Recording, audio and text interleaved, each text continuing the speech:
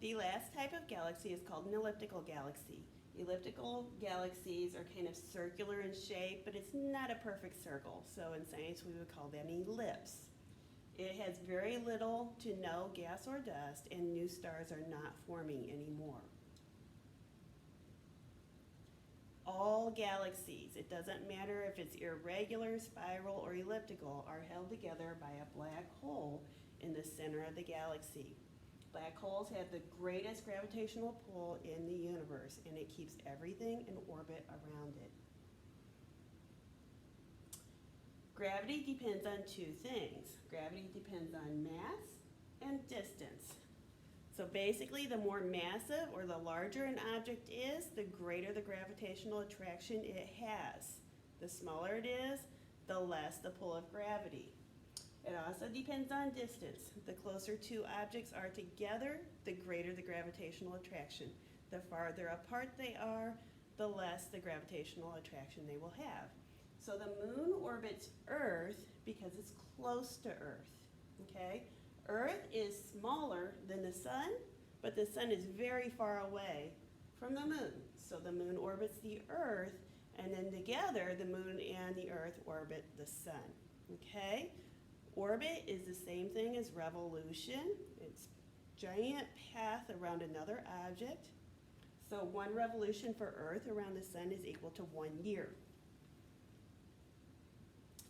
Inertia is the other thing that keeps planets and space objects like the moon in orbit.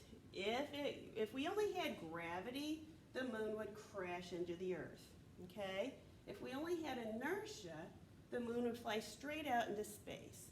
Now, I want to remind you about the inertia law, Newton's first law of motion, and that states that an object in motion stays in motion at constant speed and a constant velocity forever and ever and ever, unless a force acts upon it. Well, if the moon only had inertia, it would fly in a straight line off into space forever and ever and ever. But the other force that acts upon the moon is gravity. And when you add gravity plus inertia, you get the orbit. So the orbit, or revolution of the moon around the Earth, takes 1 month. So there are a lot of things that orbit other things. Here I'm showing you what appears to be the sun and the Earth. It could be a black hole in the galaxy, or it could be the Earth and the moon. All of those three examples have orbit, okay? The smaller object revolves around the thing that has the most gravitational pull. So if it's a galaxy, you have the black hole in the center, and the remainder of the galaxy revolves around it.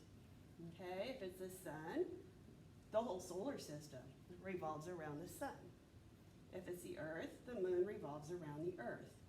The two things that keep it in orbit are gravity and inertia. When they're balanced, you have a revolution around another object. So to remind you, it takes 1 year for the Earth to orbit the sun. We measure space in something called astronomical units. 1 astronomical unit is equal to the center of the sun to the center of Earth. So Mars is farther away from the sun than the Earth is, so that has 1.52 astronomical units. Mercury is our closest planet to the sun, and it has 0.39 astronomical units from the sun. We have 4 inner planets. They're called terrestrial. Terrestrial is another word for rocky or earthy planets. Your 4 terrestrial planets are Mercury, Venus, Earth, and Mars. Like I stated earlier, Mercury is the closest planet to the sun. It's 0.39 astronomical units from the sun. Okay, it's a very small planet, and people cannot live on Mercury. Venus is 0.72 astronomical units, so it's less than 1 astronomical unit from the sun. It's closer to the sun than Earth. It's about the same size as Earth, and it rotates backwards. That's why the rotation says -243 days, because it rotates backwards. It doesn't have any moons, and we cannot live there. Earth, 1 astronomical unit, we'll call it AU, okay? We have atmosphere and water that's suitable for life, and we have 1 moon. Mars is called the red planet. It's smaller than Earth. The red comes from iron that's located in its soil. Mars has 2 moons. We have 4 outer planets.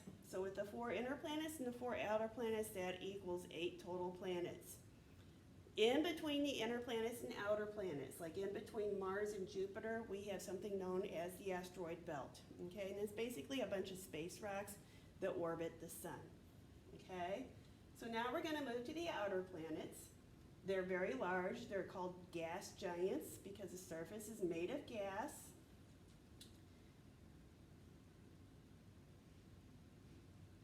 And they are consistent of Jupiter, Saturn, Uranus, and Neptune. Jupiter is 5.2 astronomical units from the sun, so you can see it's much, much farther away from the sun than the first 4 inner planets. It rotates fast. It's less than half of an Earth day for a rotation, but it takes almost 12 years for Jupiter to orbit the sun. Jupiter has 79 moons, and it has this giant red spot that is a storm that has been there for thousands of years. Saturn is well known for its icy rings. It's not the only planet that has rings, but it's the planet with the best rings. It's 9.5 astronomical units from the sun. So not only are the outer planets much farther away from the sun, they are also farther away from each other. Super cold there, it rotates fast, but it takes 30 years for Saturn to make 1 revolution around the sun.